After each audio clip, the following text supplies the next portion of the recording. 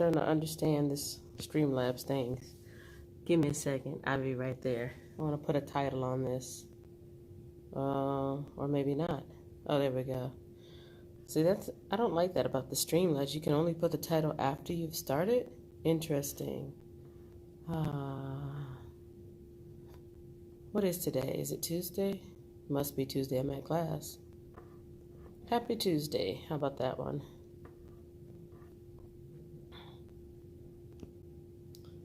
All right. And this is going to be not unlisted. It's going to be live. Did it work? There we go. Okay, I think I got it now. This Streamlabs is very tricky. Hey everybody, it's Kenya, 40 Entrepreneur Drive. I'm coming back with live number 2 for the day. Now that I've got a phone with data, I might be doing this more often. My class is over, so I'm going to get ready to pack up and get ready to go back home now. This is my drama class, and interestingly enough, my instructor is participating in a play that's going on right now. I don't know if he does that because he has to or because it's expected of him, but my instructor is part of an ongoing play right now, and so I forgot to take my vitamins, and so he gave us an assignment to work on together, like a group assignment to work on, so that he could go and participate with the theater group. I'm the oldest person in this class, other than the instructor. The instructor is about 10 years older than me. And everybody else, I'm pretty sure, are either in their very late teens, like 18, 19, or they're in their early 20s. And if you leave a bunch of young people in a classroom to themselves to work on something without supervision of an instructor, how many do you think will stay in the class and for how long? So my little group that I was situated with, we worked on our little group assignment for a little bit, but for the most part, everybody dispersed within 10 minutes, which is kind of sad, but I guess it's kind of expected.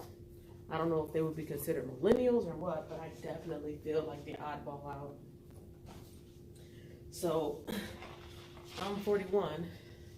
Like I said, the instructor is about 10 years older, and everybody else in here is like my son's age. And you can tell a lot of them do not take the class seriously or do not take school seriously. And it's interesting. It's a very interesting feeling being the older student in class.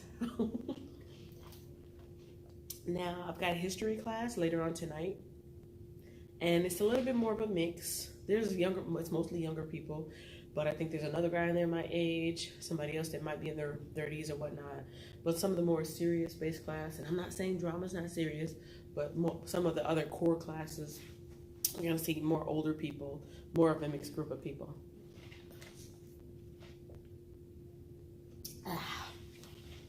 Yeah. So earlier today I was talking about being uncomfortable, trying to do good, in trying to do good in different ways, trying to be that light at work. Somebody told me some people I do get along with at work, and some of the people that like support me as a person, they were like, you have a very open personality. You're a very kind person. You're a very friendly person.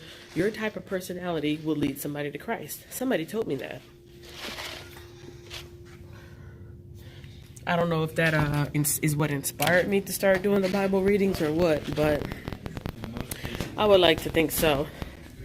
And so, man, as soon as I walked out in the open, I lost my train of thought.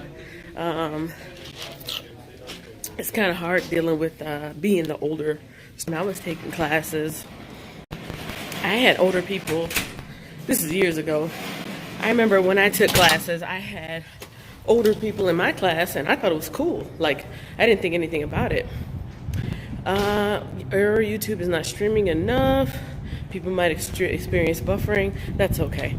Life of Steph pops in and says hello, hello, hello. So this thing does work. This is like my only second or third time using Streamlabs. Excuse me. Today is my class day, and I was just going on about how weird it feels being the older student. I mean, I'm only in my early 40s, but still, it's so weird seeing how the other students act in class. I mean, it's so weird because I feel bad when I walk into the class 5 minutes late, and then I've got like a group of young men who, like, on a regular basis don't mind talking while the instructor is talking. And to me, when I grew up, that was a no-no. You don't do that. You don't talk when the instructor's talking, and at least not like loud enough. But I'm kind of happy that I am still taking my classes now. I'm definitely out of my comfort zone as far as this particular class, just because the age difference is so big. But I'm still happy that I'm going back, doing what I got to do to get my little certificate. Man, lately, the last couple of weeks, I've been going through so many different moods and just different things that I've really been wanting to share with y'all. Not to come on here and gripe or anything, but see, here's the thing. For years and years and years, I've dealt with depression, and this is before YouTube came out. So you either dealt with it on your own, or you saw a therapist, or you went to church or had somebody that you talked to, but there was not this outlet. You know what I mean? How much longer do you have to go? I won't say that I'm in the beginning. Like, I've been in college since my son, who's 22 years old, since my son was born. I'm a stop and go kind of a person because I was in school, then he was born, then I was out of school, then a couple years later I would come and stop and go. So I think I actually have most of my core classes taken care of. I think I might have between 6 and 8 classes to complete, maybe. That seems like a lot to me. I think I have between 6 and 8 classes. I've got this drama class, which is part of the humanities. I've got the history class, which is a 2-part class. So I'll be back tonight for that. Then next semester, I'll take the other part. And I think there may be 1 or 2 more core classes, and then the rest are teaching for the teaching certificate. And so I'm still looking at 2 years. It could be shorter than that. Like if I was a young student without children, it would probably be much shorter than that. But me trying to spread it out with my work schedule, it's going to be a little bit longer. Yeah. So what I was saying about the whole, when I was going through all my, and I'm doing a lot better than I had been for years and years.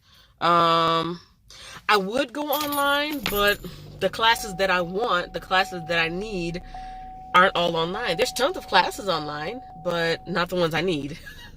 Just like right now, I've got this afternoon class and an evening class. If I could have put them together, I would have.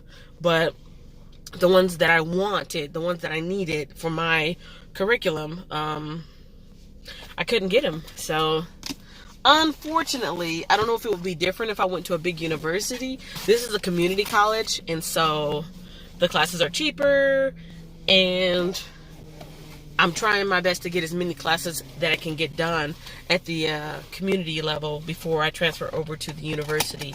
Now, University of Texas at Arlington is my next spot if I choose to like really go to get the bachelor's and to get the, what's after that? The master's and the doctorate. I would go to UTA. But like I said, right now, because I have such a heavy work schedule, I'm trying to do as much as I can at the community college level. It would be awesome to do my stuff online. I have one class that I could probably take online, but I don't trust myself taking online. That's an algebra class.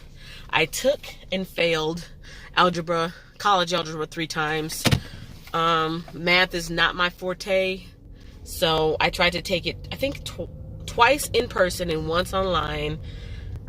For me, whenever I take this algebra again, I think I'm going to have to take it as one class, and all my other free time I'm going to have to get a tutor, because I do really, really good And then it comes to a part like at the end of the course when they start talking about matrices and something else. Like I do really good for the first couple of weeks, and then at the end it just gets too hard for me. I don't know what it is. So the online algebra is a no-go, but I'll try to take as many of the other online courses as I can. You know what? I'm glad that you mentioned online courses, because what's making me mad is like right now I was talking about my instructor had to dash out of the classroom because he's a part of the production, the theater production right now. So of course I work midnights. I'm getting up, taking time out of my day to come out, drive, 20, 30 minutes to get here, just for me to sit in class 10 minutes and him to say, okay, you guys work on this group project on your own. I got to go do this theater thing. He doesn't do that all the time. He does not do that all the time. But of course, I'm dealing with all these young 19, 20-year-olds. They're not trying to stay in class. As soon as the instructors are gone, they're gone. I'm like, so I left the house for nothing. Did you look into that email I sent you about the media kit information? I flagged it because I know that I don't have a lot of time to work on it right at this moment. I flagged it so I would know not to. Thank you. So I would know not to delete it. I looked over it briefly. Yesterday or the day before, and there's something that you wrote in there that made me feel like I need to wait. What did you write? I don't remember. There was something in there that I was like, okay, this is good. It's kind of like a mental checklist. I said, okay, that's good, that's good, that's good. I need to work on this before I actually reach out to people. I don't remember what that part was. But yes, my emails are so behind. This new phone that I got this new phone over the Valentine's weekend. Before then, I would use my other old phone, which I can only use around Wi-Fi. So I can only use it when I'm at home or when I'm at work. Yes, I know I'm not supposed to be playing on my phone when I'm at work, but I use it when I'm at home and when I'm at work. And since the last 2 or 3 weeks, they've been doing some kind of construction at my job to whereas the Wi-Fi is completely knocked out. So all the time that I used for editing was gone. Oh man, this traffic is too much. I'm gonna go the other way. All the time that I used to use at work for editing, for checking my email, for working on different stuff, I'm so behind. So I was not ignoring your email, but I don't have time to do anything when I'm at home because I'm at work or I'm at school. So I do a lot of stuff while I'm at work, in between jobs. And I haven't been able to use my phone, so I'm behind on all my email. I'm behind on a lot of stuff. But now I can catch up because I actually have a phone with a data plan. Again, after a whole year and a half of not having a real phone, I can actually do things like live stream, and The Secret is on YouTube. Do a search. You know what? I read your comment, and I just looked up your name. Katahdin. Welcome back, Katahdin. Katahdin Cook's mama. Yes, I just read your comment. After class was over, I checked in on my other video, and The Secret. I read The Secret. I didn't read The Secret. I listened to the audio Secret because I have Audible. So I did look up The Secret. After I responded to you, I said to myself, I wonder, is that what she meant? I didn't know if you were asking me or if you were telling me. The Secret is on YouTube. Do a search. Yes, I did do that. It helps you get everything together and organizing right now and eating good, healthy turkey loaf and cabbage. I need to. Somebody told me I need to get an Instant Pot. The way I've been feeling lately, my friend Jackie, she was on here a minute ago. She responded to my thing, and she was basically, I'm paraphrasing what she was saying. Y'all can look at the comment. It's from the other live I just did a minute ago. Basically, what she was saying is like, I'm under spiritual attack, and I feel that. I am definitely no Mother Teresa. I'm not trying to paint myself to be that. I'm not a Mother Teresa. But I'm like, man, I'm trying to do the right thing. I'm trying to live right. I'm trying to do good. I'm trying to, I don't smoke. I don't drink. I don't date. Y'all may or may not have seen the celibacy thing I did for Valentine's Day. I'm not in a relationship. I'm on the straight and narrow, Lord. Help me out. So I'm trying to do so many of the right things, but I still feel like I'm struggling and I'm putting in more effort than I'm getting results.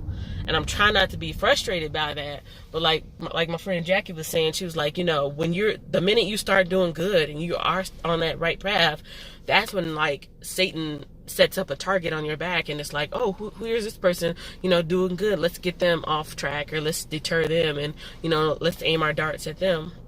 That's what I feel like. I've been eating better. I've been taking my vitamins. When I say eating better, I'm trying to eat less fatty foods, but I'm still not cooking. I'm trying to drink my water. I'm trying to pray more.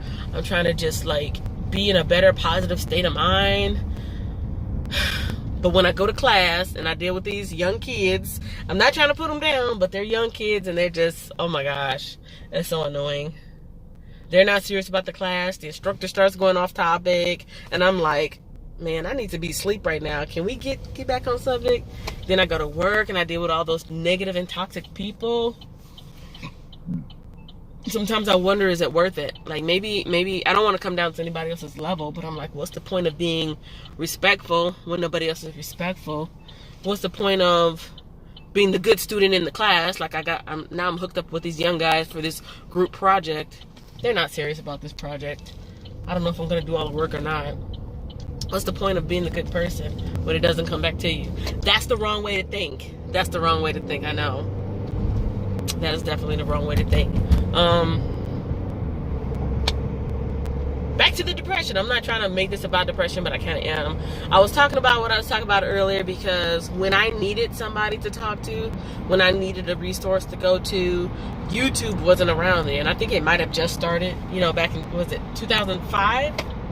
Yeah, YouTube just had their 15-year anniversary, February 14th. So all my life coming up through my 20s and early 30s, I didn't have an outlet, and I didn't have a resource, and I kind of felt like I'm looking around. This is before social media. I'm looking around and I'm seeing everybody else is happy, everybody else is doing okay, everybody else is all right, succeeding, everybody else is popular, they're booed up, they got their significant other, whatever. Everybody's doing okay but me.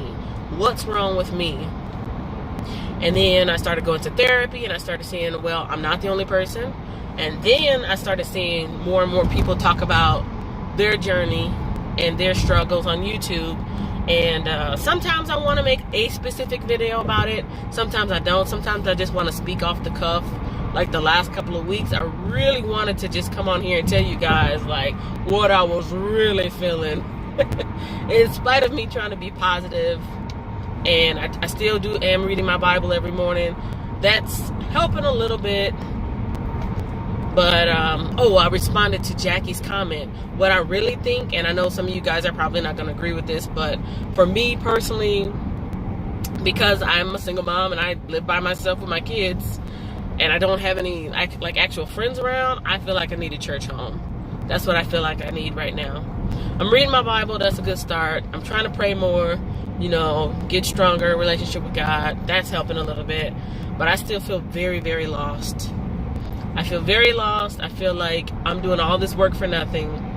Nothing is working out yet. I'm trying to be patient. I feel like I need a church home to get some fellowship. Some fellowship, and just to surround myself with like-minded people, positive people. When I come on YouTube, it's like the only time that I'm actually surrounding myself with people that are like-minded, because I'm handpicking. I'm basically handpicking people who I choose to be around. I wish I could do that at work. Oh man, I wish I could do that at work. I wish I could do that in a lot of different situations, but we can't do that because that's not what life is about, right? Life is not about, or is it? Handpicking. Ooh, is this semi-truck trying to come over? Are you trying to come over? I don't see a blinker. Are you coming over? Oh, maybe he's done. Okay. Is life about handpicking your surroundings? Is that practical? Is that realistic? If it is, let me know. I'm trying my best to surround myself by positive people. Got this phone getting ready to die. There we go. Hey. Okay. Yeah, for the moment I can't handpick my surroundings, so I have to stay positive minded and be realistic about it. Not everybody's gonna like me, not everybody's gonna support me, and not everything that I do is gonna work out. Okay, I don't know if anybody else is still in here. It says 1. Using YouTube as an outlet, using YouTube as therapy, and using YouTube as a springboard for different ideas, and just to communicate with people and surround myself with motivation. That's what I'm on here for. Earlier today, or maybe it was yesterday, I'm still frustrated that I can't bring the type of videos on here that I would really like to. I was at the stockyards this weekend. I don't know if that video is still up or not. I was at the stockyards, and part of me doing that was going to be a celebration of my 1-year anniversary. I ended up not even doing it. I was going to spend the weekend at the Fort Worth stockyards with my daughter, and we were gonna have fun and do things out there. And also there's like 3 or 4 people out there that I wanted to talk to who are entrepreneurs. There's a shoe shine guy that's been there for 30 years. There is a taco stand girl that has been there for a couple years, and then there's some of the vendors in there. And I thought that would be so cool, one, to kind of celebrate and get on there and celebrate my 1 year, and then also showcase some of the stuff at the stockyards if anybody ever comes out to the Fort Worth area and is interested. And then third, talk to some entrepreneurs. These are all older people, like middle-aged and older, who've been there for years and years. Oh, and there's another guy. He's a cowboy. He shows you how to ride the horse. He has like a big field in the back. He's an actual cowboy, wrangler, rodeo person, and he, shows you how to ride horses. Nobody wanted to talk to me.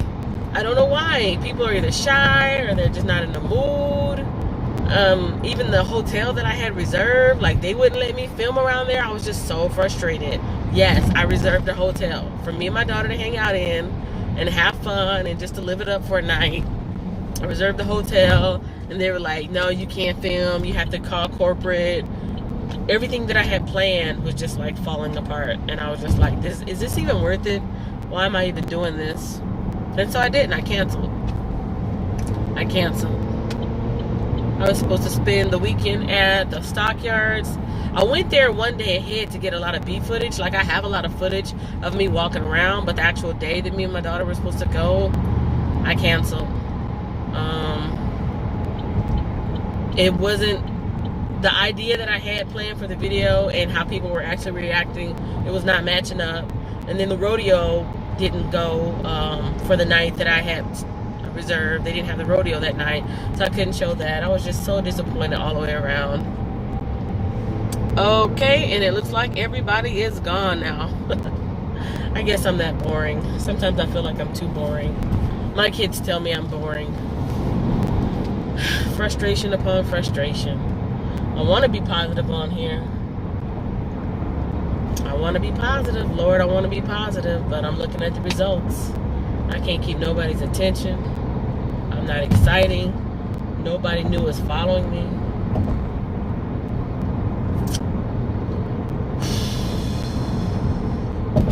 Is this a sign? Is this a sign that I shouldn't be spending my energy on YouTube? Or should I be doing something else?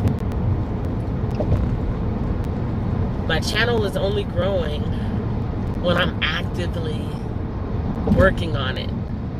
If I hand out 20 cards in a day, I might get 2 people. If I hand out 30 cards in a day, I might get 3 or 2 people. When I stop handing out cards, I'm not getting new people. Nobody's watching me. Nobody's interested. Is that a sign? Do I stop? Do I shut it down? Do I accept the facts? I'm putting in so much energy and nobody is interested. Where's that verse again? Galatians 6:9. Keep doing good. Keep doing good.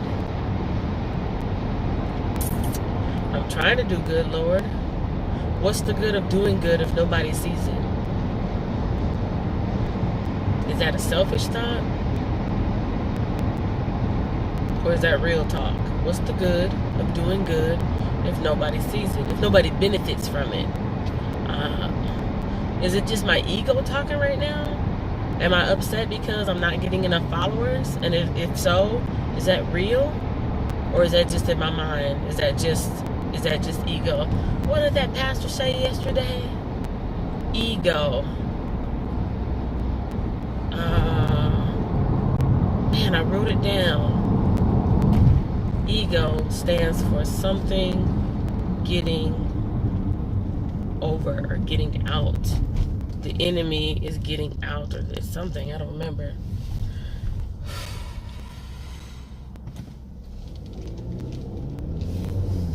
Still zero. How do I go from a zero to a hero? I would like to know. Just keep putting out the videos and hope somebody will watch. But if nobody's watching, is that a sign that what you're saying is not valuable? Maybe people are busy. Maybe people have things to do.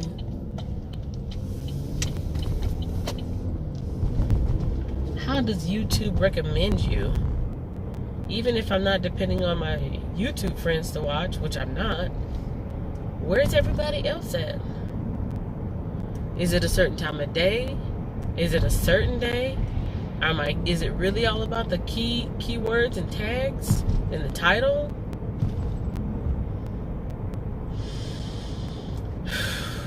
Maybe one day in the future. One day, 3, 4, 5 years from now, and I'll have a huge following. I'll look back, and this moment won't even be important. Or maybe this moment will be important to somebody else because they're struggling right now. And they're saying, nobody's watching me. Nobody cares about what I have to say. Maybe I should give up. And then they come across my video and they're like, oh, wow. She felt the same way a couple of years ago. And now she's doing well. She's succeeding.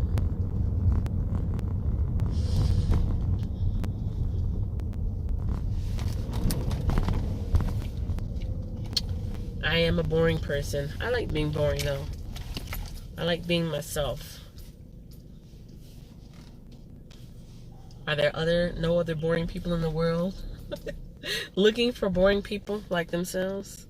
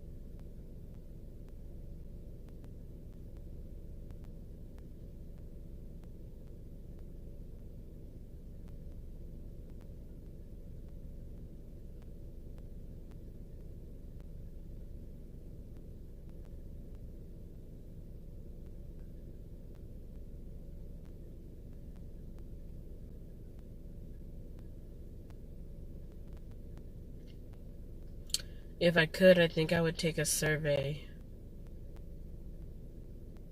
of as many people willing to participate.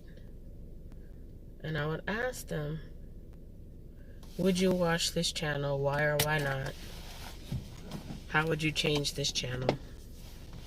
What would make this channel more interesting? And I would honestly take it into consideration to see how I could grow and how I could be better. Because right now, I feel just like the number at the bottom left corner telling me how many people are in the room.